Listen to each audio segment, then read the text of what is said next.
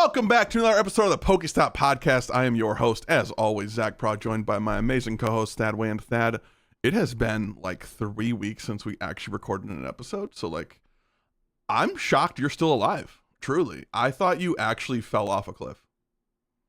Yeah, no, just disappeared and reappeared and, just a little bit of this, a little bit of that. Yeah, I do like that, like, each week was one of our faults. 2 weeks ago, I was not feeling well prior to the Milwaukee Regional Championships, and then last week, your internet died halfway through recording.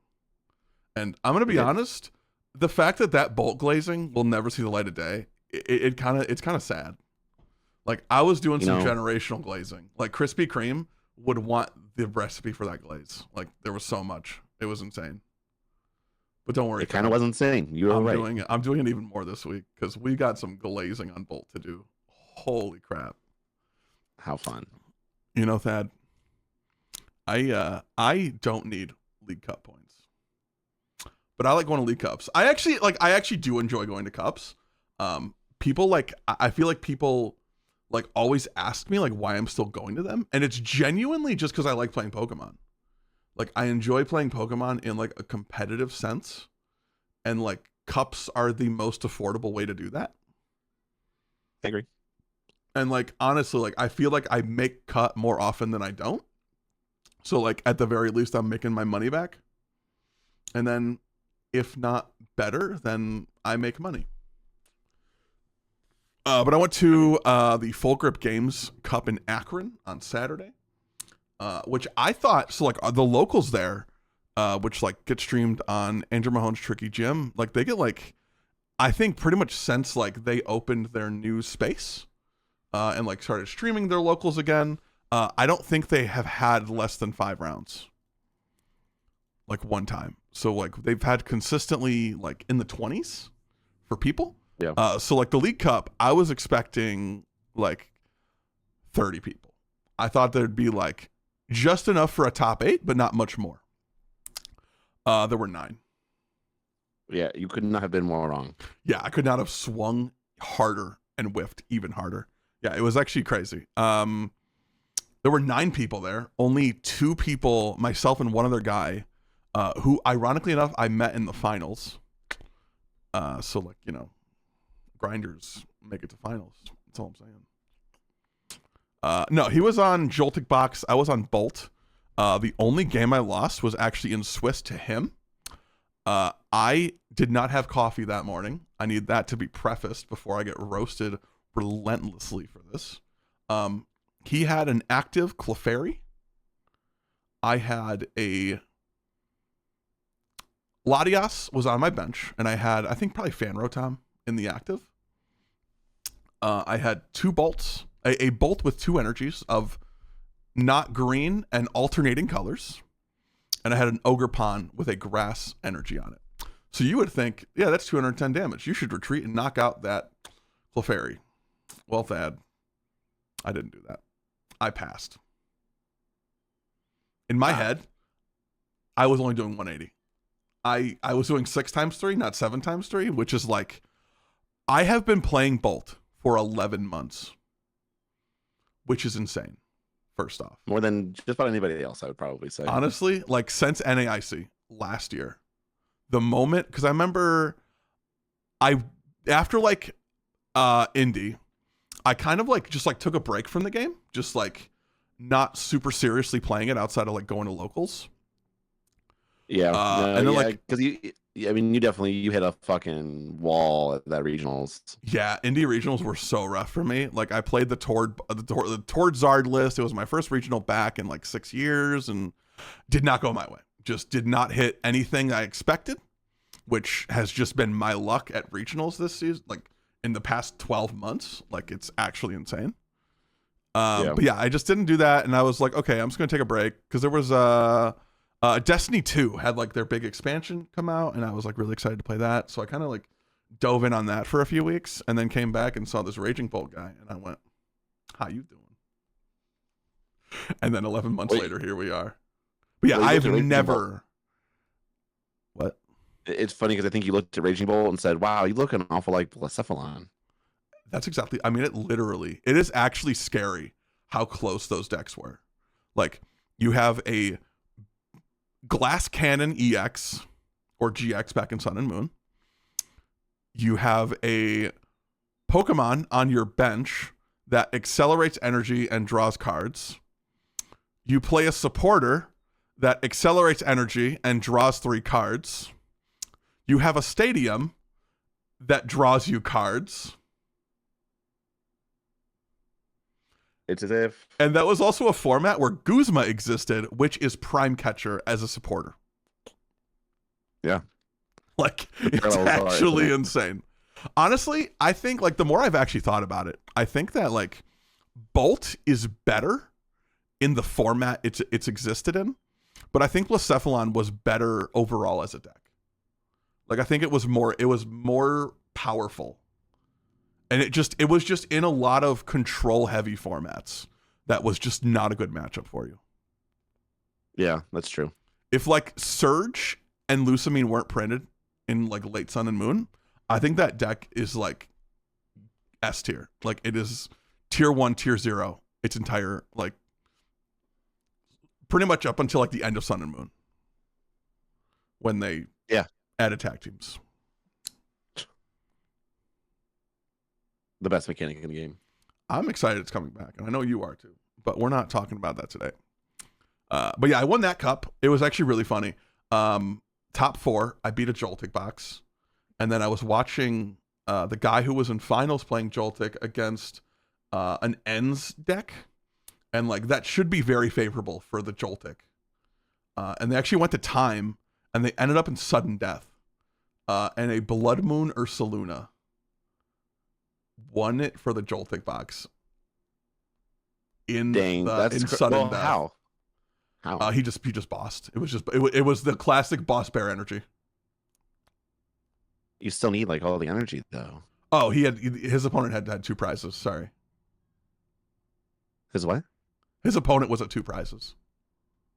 In sudden death? Yeah. Well, it was sudden death after turns. So like they were in game 3, went to time, went through their 3 turns. We're still tied. Yeah. And it was actually hilarious. His opponent, Iono'd him into boss bear. And then he top decked the energy. Dang, that's like I mean, that's Tord energy. I mean, like, it was insane. It was hilarious. I watched him draw it and had to walk away. But he actually ended up just like scooping to me in the finals. He was like, I have somewhere I have to be in like 10 minutes. Damn. And I was like, okay, works for me. I'm just like sitting there because like he's having this conversation with me next to the judge, and I'm just like,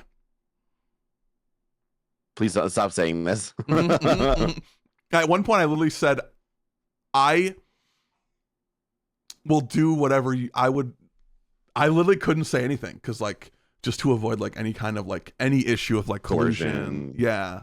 I was just like, okay.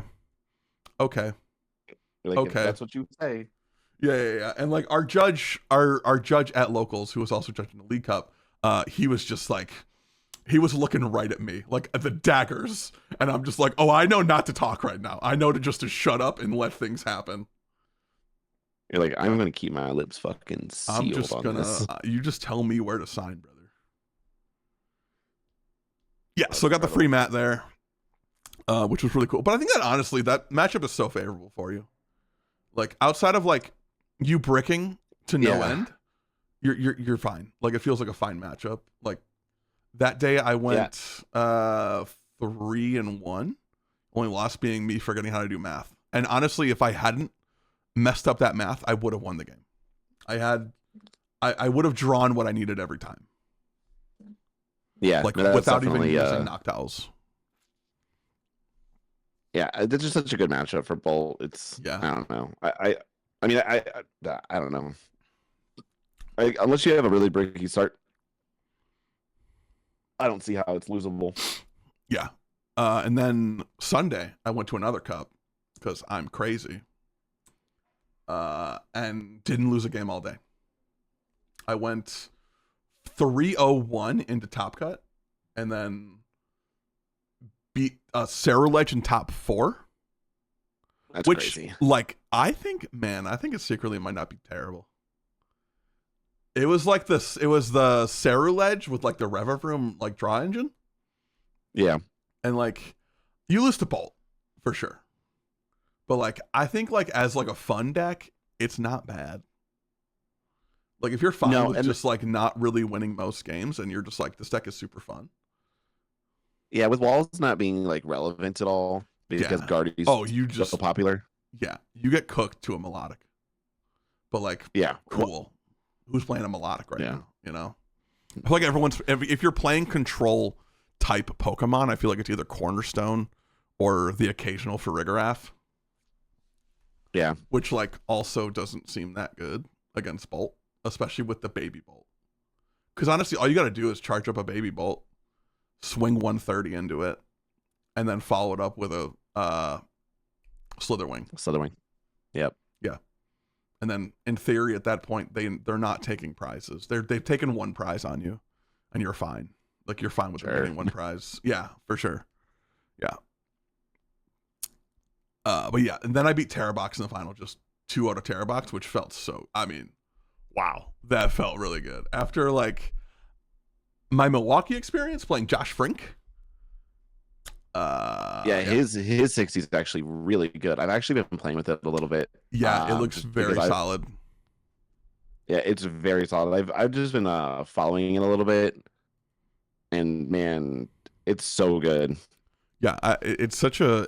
I mean, honestly, like, so like just to pivot to Milwaukee. I don't want to spend a ton of time talking about that, just because like it did happen like 2 weeks ago, and there's like a lot of other stuff that we do want to cover. Whenever I play like pro players or like very well-known players in the community, I'm always like so curious, like how are they in a normal human interaction type thing. And I played in Milwaukee. I went 4-3-1, got top 512. A buddy of ours who literally said, let me play your Bolt 60 tomorrow. He got top 64. He went 3-0-1 in day 2, which like was really cool. Like I was very happy to see that. But also like, why can't like just having that, like, why isn't it me? Like energy. Yeah. I played, I think it was round 4. I played, Josh Frink. He was on Terrabox and Bolt just bricked. Frankly, like it was the only set all day that like I just couldn't play the game. But he was like a super nice guy. Like we were talking about it. Like after game 1, he's like, "Wow, that deck never bricks," and I'm like, "You're telling me." And then like game 2, after it, he's like, "Maybe I shouldn't have said anything." And I'm like, "Yeah, you're the worst." No, he was actually a super nice opponent. And like, you know, like you never. It's so weird.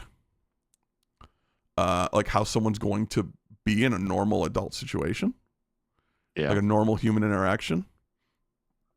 He actually like almost bubbled out of top 128. Also, he got 124th.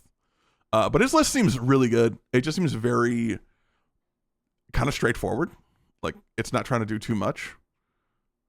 Yeah, he was just in a little tournament the other night. Yeah, I think he like won. Yeah, I think it was it the Doom? I feel like it was the Doom.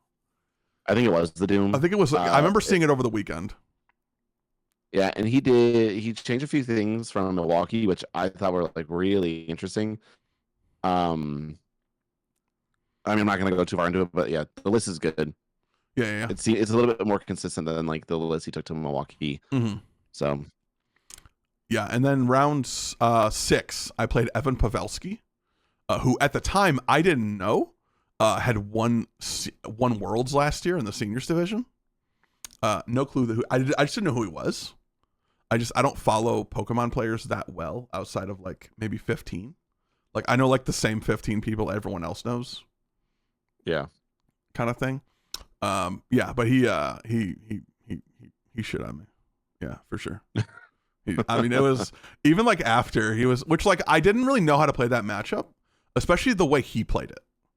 Like I feel like most people pre-Milwaukee were just like going in with Zoroarks and just like trying to Zoroark their way out of the problem. And he did the opposite. He didn't play a Zoroark until like the last turn of each game. Like he didn't trade until it was trade for game type situations, which I thought was super crazy. And like Omega like high roll.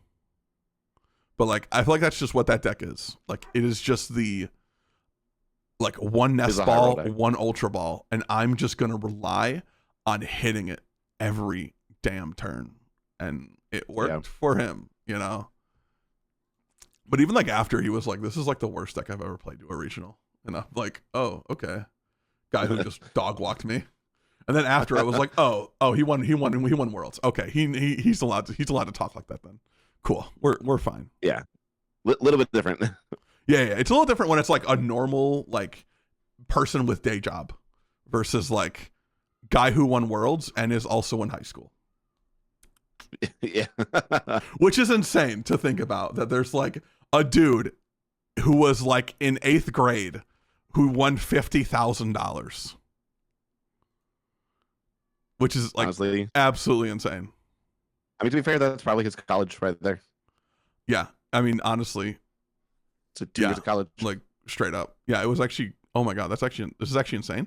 He got top 4 at NAIC last year as well. So in the span of the summer, he made $52,000 in Pokemon tournaments. That's actually insane. Yeah, it's kind of wild. Good for him though. Yeah. I mean, yeah, like again, also like a pretty nice guy, like pretty chill, like, which is really cool because I feel like, especially on like Twitter, I feel like we only see like the worst of the community. And like when you go to events, it's just like people being normal. And that is like such a refreshing thing to have in the community when it's like, okay, I'm only seeing the 7 people who are bad in this hobby and not the 3,000 who are good. Yeah. Which is fair. Yeah, but I think we need to talk about how great Raging Bolt is. Yeah, we can touch on that for sure. No, I'm not gonna do a ton of glazing on it just because like I've done it for the last 10 minutes. That deck is just so good, man. Like it just, with no bench barrier, the Baby Bolt just fries so many decks. I literally cannot wait for bench barrier to come back. Like, it is gonna be so crap. nice. They should not have let there be a format with no bench barrier. Like objectively a bad decision from like TPCI. And like, yeah, I don't know if that was just like an oversight. We didn't see that happening. Like y'all should have just thrown this in a blister, gave it some SVP number and sent it. Yeah. I mean, you think about like decks like, that are really going to reap the benefits of like a bench barrier. You know, it's really going to be your Guardies and your Dragapults are going to start making, now that they weren't already like well known in format. It just makes the matchup for Bolt and Terror Box that much worse. Especially if you can get it down early. Mm-hmm. So I mean that's what's going to be kind of tough. Just going forward, just having it like that, you know, like just being able to. Now you might have to boss up the, you know, Dracloak with the energy for sure. So it's going to make a situation weird. I don't think it's going to be super relevant. I think it's going to make things just weird for a little while. Yeah, I think also it being 80 HP, so it's not poffinable. So you have to like prioritize Nest Ball, maybe run heavy your Artisan counts. So that's why it feels. That's why it feels balanced to me. Yeah. Yeah. Like as a Bolt player, like I'm not that concerned with the Shaman, honestly, because like you can just boss it up and kill it, and then like if you want a Night Stretcher that bad boy back in, cool. I'm fine with that. Because at that point, you're probably not, you're not setting up. And then I'm going to attack again with a 1-prizer and take another prize still. So like, yes, you get a Guardy sooner, probably. And like a Dracloak sooner, probably. I don't know. I almost wonder if like decks won't run the Shaman and just like rely on the other people to play the Shaman for them. Kind of thing to like scare off like the bench sniping. Yeah. I think at first you will like every deck will play a Shaman. Like it will just become a one of, like it'll just become an, if you're playing a deck that plays evolutions, you're just playing bench barrier. Like you're throwing that bad boy down there. I will say the Destined Rivals meta, I don't think is going to be all that fun. I'm actually really excited for the summer meta with Black Bolt and White Flare Out. That's going Yeah, to be for really sure. exciting. Not to, transition quite yet, but we'll talk about it in a minute. But I'm really excited for that format. The Destined Rivals format is just going to have like Yeah. fine stuff in it. The Rocket stuff feels fine, but there's like a lot of like little cards here and there that are going to I think it'd be somewhat impactful. I think Energy Recycler, I don't think we're really thinking about it right now, but things like Energy Recycler and Sacred Ash coming back into format will be really good. Yeah. Things like the Rocket's Watchtower is going to be really annoying for knocked out decks. For sure. For sure. But before we talk about new stuff, Thad, this weekend, actually, we have 2 regionals in the We do. in the Journey Together format still. We have the Santiago regionals in Chile, and we have the Melbourne regionals over in Australia, in the land down under, the house that Brent Tonneson built. I'm just gonna start that one. All the kangaroos are out there made on the Barbie. No, so that'll be. I think I'm actually really curious to see like what these regionals show. Is it more of the same? Is it more like Guardy, Bolt, Pult? Like, does Terrabox start to get more of a meta? I don't think so. Maybe. Honestly, I just don't think that deck just has never, at least in like our format, I just don't think this deck has had a regional where it just popped off the way like Joltik Box has, or like Bolt or Guardy or Dragapult, Yeah, I mean, it was a threat coming into the Journey Together meta. But man, it just doesn't feel good right now. I played it last week to our locals, and it just didn't feel that good. Yeah, no deck has really felt great to me, but like that definitely did not feel good. Mm-hmm. For sure. Yeah, so I think it will just be more of the same. I think late in formats, or not even late. I guess it's like middle of the format, even though it's really weird. We have like pre-releases this weekend as well. But we have those 2 events this weekend. And then the following weekend, I will actually be at the Portland Regionals.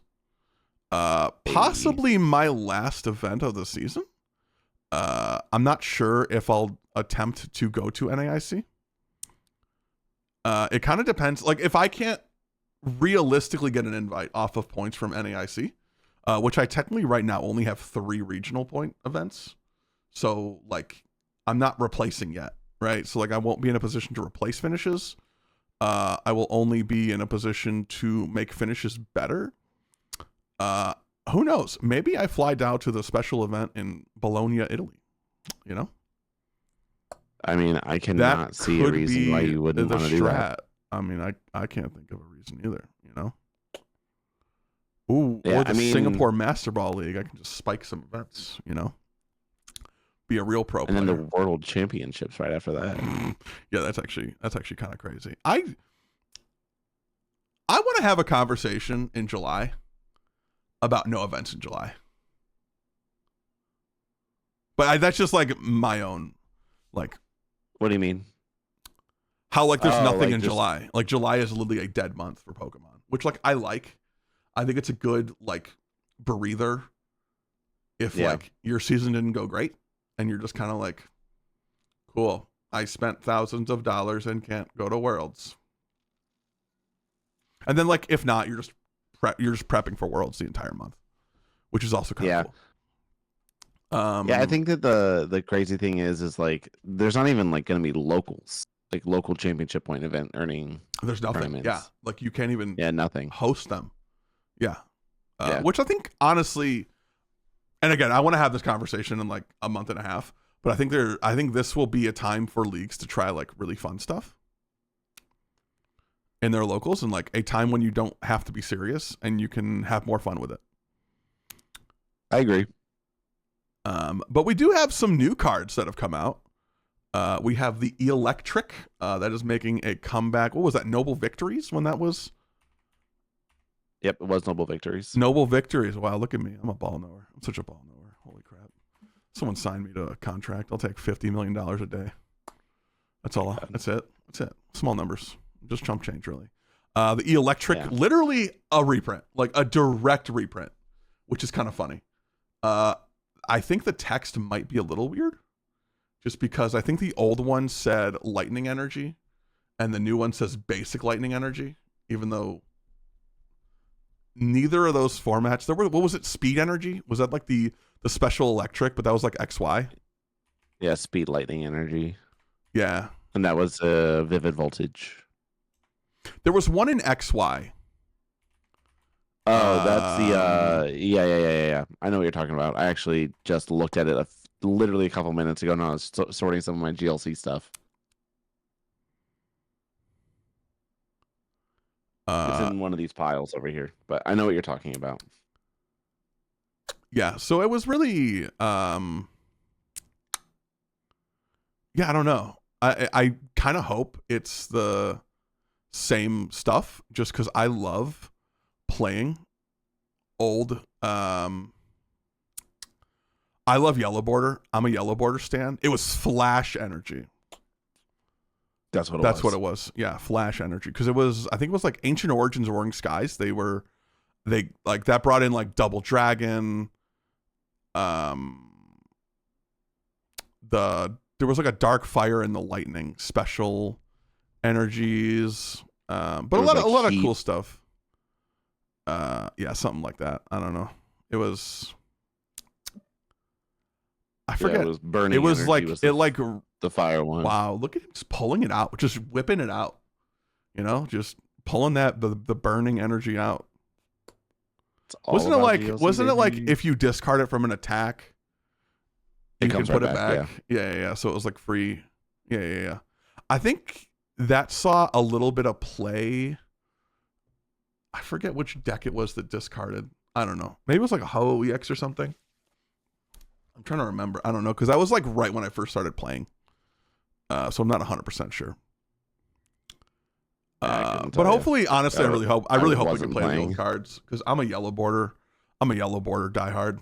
You know this. I actually just like, if I can play Sun and Moon variant, like arts, I will play Sun and Moon arts. Like 1,000,000%. All day, every day. I just love the art style from Sun and Moon. Like, to me, it's just the cleanest. It looks the best, in my opinion. Outside of course, the Pokemon Go rare candies. Ideal. I bought 30 of them. I don't even play rare candy decks. You don't need it. I don't know if it still is. Yeah, I'm like, what's a stage 2? Never even heard of this.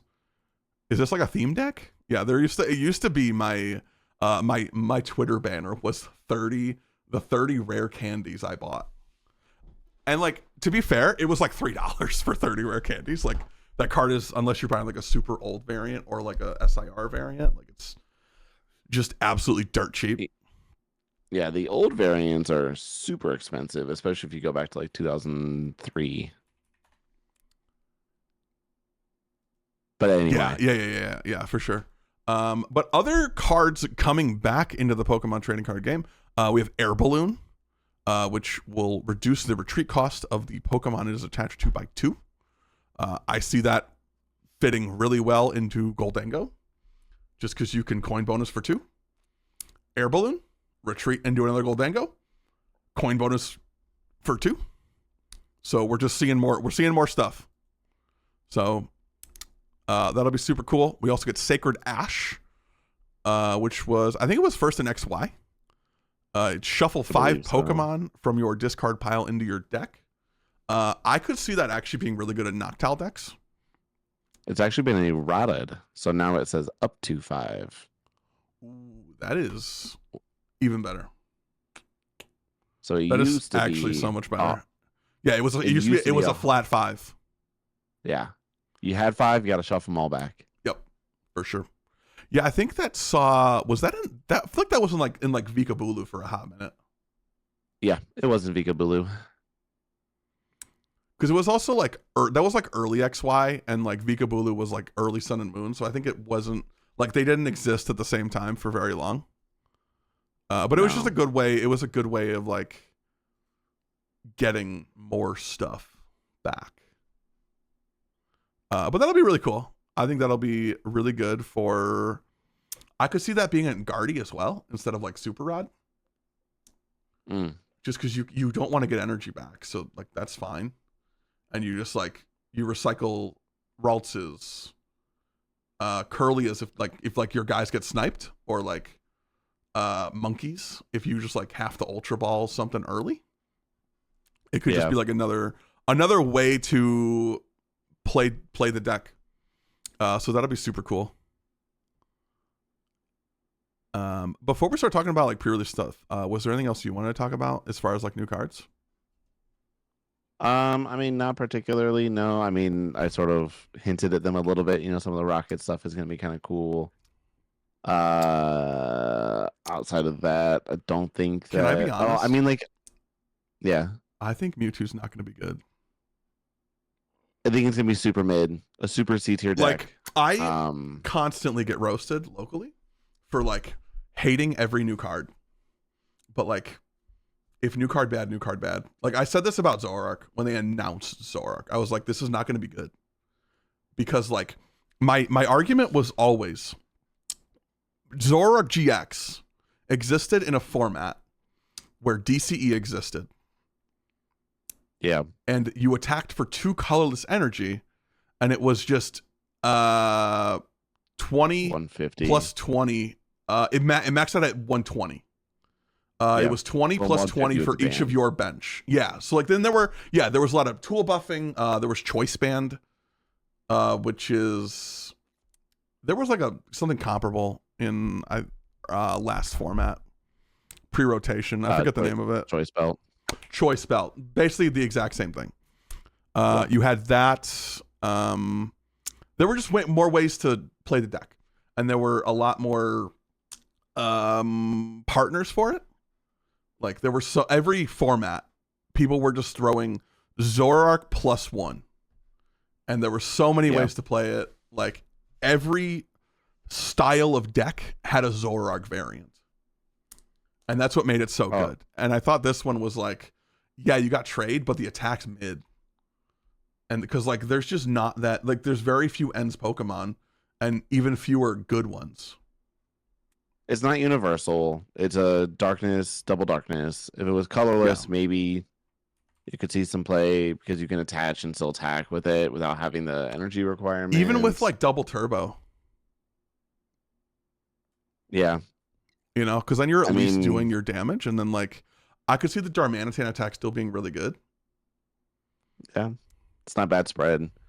Yeah. I mean, the only thing that I really wanted to touch base on is I'm going to predict it now on camera in front of everybody that I think Miraidon for Worlds is going to be absolutely broken. Oh yeah, for sure. With the eel, yeah, it's going to be crazy. Not just the eel, the Zeraora too that can snipe for the Zeraora seems really strong, and Shaman will not stop that because you can kill Fezzes, Squawks, Mews, Latias, Cornerstone, EX, Water Pond. No, not Cornerstones. Oh yeah, you can't kill Terrace. You're right. Yeah, but there's every deck runs support EXs that aren't Terrace. Yeah. Like everyone runs it. So I'm excited for that. And it's a one prizer. And you discard a good one, which is fine. Right where you need them. Yeah, it's the synergy is crazy. Well, I mean, the synergy between like that, like recycler, generator. Yeah, for sure. And you're gonna be in a format with Air Balloon. Yeah. That you probably don't even need, actually. Like. Yeah, eel back 1, put a few more back in the deck, go get a generator, go attach them. Yeah, I think this will be the case, but I'm curious if you think it will be. Do you think Air Balloon just replaces Rescue Board? 100%. It's a it's just better. It's a better board. It's a better board in every. For sure. Yeah. Yeah, absolutely.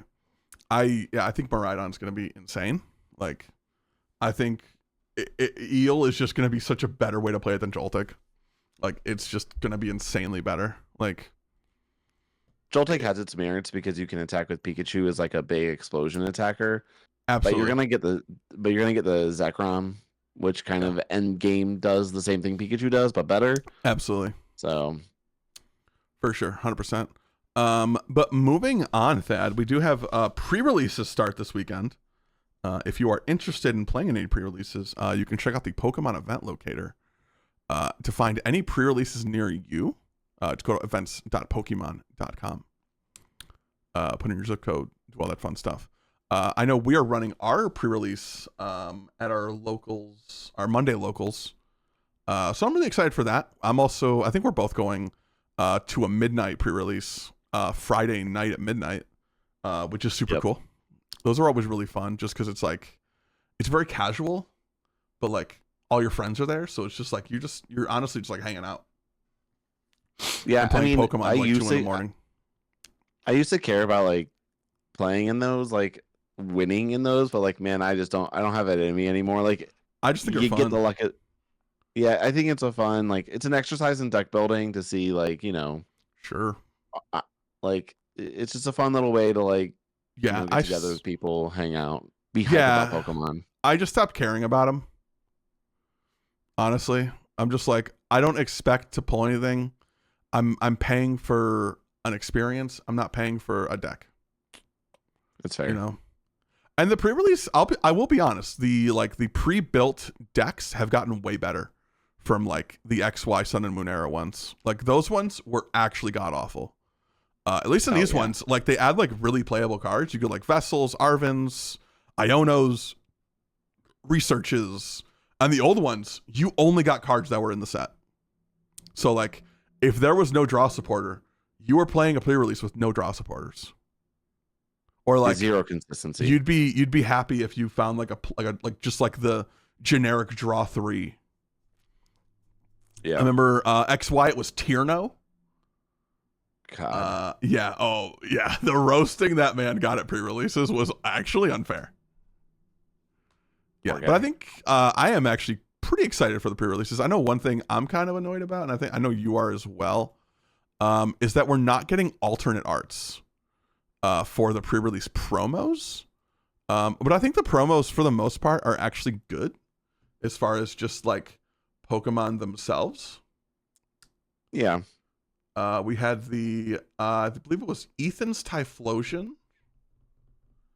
Yep, Ethan's Typhlosion, Rockets, Tyranitar, Rockets, Ampharos, or not Ampharos, Rockets, Mimikyu, and Missy's Gyarados. Yes. Yeah, you are correct. I think the Typhlosion will be the best. I think the Mimikyu is going to be terrible. I think, honestly, the combo is the Typhlosion with the Mimikyu. Because you get the free retreat. Yeah. And it's a poffinable card. The Mimikyu only has 60 HP.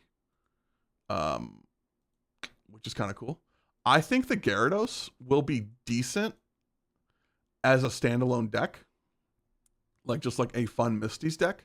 I think in a pre-release format where you have 40 card decks, the first attack is just going to destroy your deck.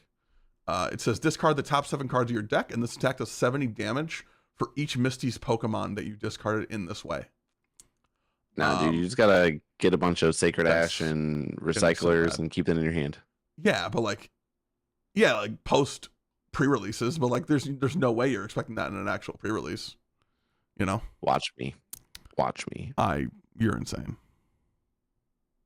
I hope I get the Misty's Gyarados deck. Oh my god, that's crazy. You just gotta attack 4 times. That's all you gotta do. That's it. And let's see, 7 times 4 is 28. 28. That's plus 3 for my 4 prize cards. That's 32. I start with 7 cards. That's 39. Good thing you don't have to draw for turns, so you're chilling. That's 39. You got an extra card.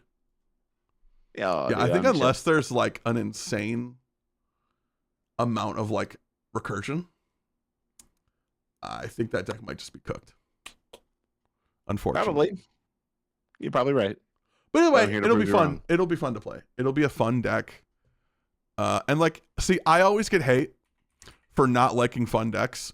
This is the time to play a fun deck. You play a fun deck to a pre-release. That is the purpose of pre-releases. Oh, yeah.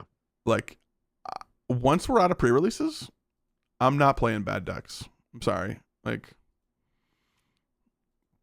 I Both just can't only. do it. I can't do it. Not even just both only, but just like I'm not gonna play like I don't even know like Hydreigon. Like the deck's not good. I'm sorry. Like it's just not. Like it's too slow. Right. It doesn't hit hard enough. Like maybe you pull off the Obsidian twice and cool. Like congrats, but rather that just ain't reliable. Not reliable like bellowing thunder. It all comes full circle. My God. No, right. but I am pretty excited for pre-releases. I'm excited to get some staff pre-release promos. Oh, I can't wait. It's gonna be super fun, super cool, very, very good, very good. Thad, is there anything else you would like to add to our amazing viewers? No, I think we covered what we needed to cover, and looking forward to next week, getting to go Absolutely. over some of the results from the regionals.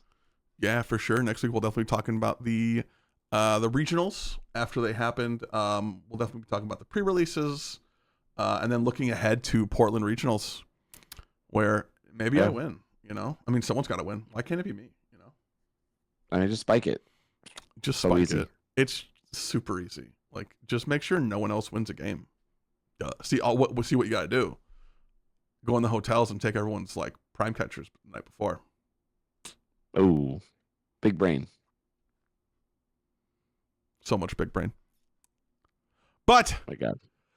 everyone watching at home, thank you so much for watching. Appreciate you. Make sure to like, comment, and subscribe to the channel. We appreciate it. As always, this has been the PokeStop Podcast, and I hope you have a wonderful weekend. Enjoy those pre-releases, and we will see y'all next week. Later.